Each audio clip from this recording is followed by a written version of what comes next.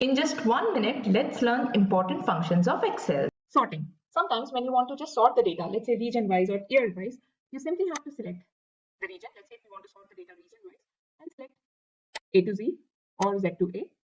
Or you can use the sort data, and then you can select whether first you want to sort it by region, then you can add multiple levels, then you sort it by, let's say, names, and then another level, let's sort it by sales, smallest to largest. Okay, so here we go. Here is our answer.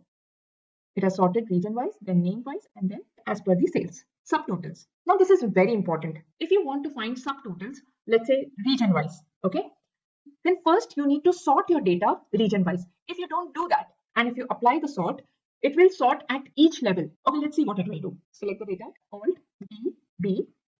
Now, at each change in region, yes, we want to sort it region-wise.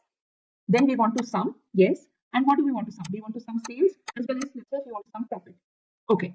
Now, in this case, what is happening is every change in region, east, so it has given east total here. Then there is a change in region. There are two south, it is taking south total. Then again, there is east. But we don't want like that. We want all the east together, all the south together, right? So that is it. So that's why, again, Alt D, shortcut, remove all the subtotals. Now, first, what we do is we want to sort region-wise, let's say A to Z. Now we see all the east are together. Now, again, Alt D, B. Our criteria are already selected. Just press OK. And now if you see, when there is a change in region, like east is ending here. So it has given all the east subtotal of sales as well as profit.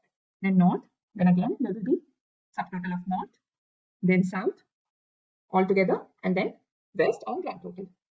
Correct? So sorting is very important before applying subtotal. You can download this sheet from the link given in the description box. Do check out the next video to learn the next function. Thank you.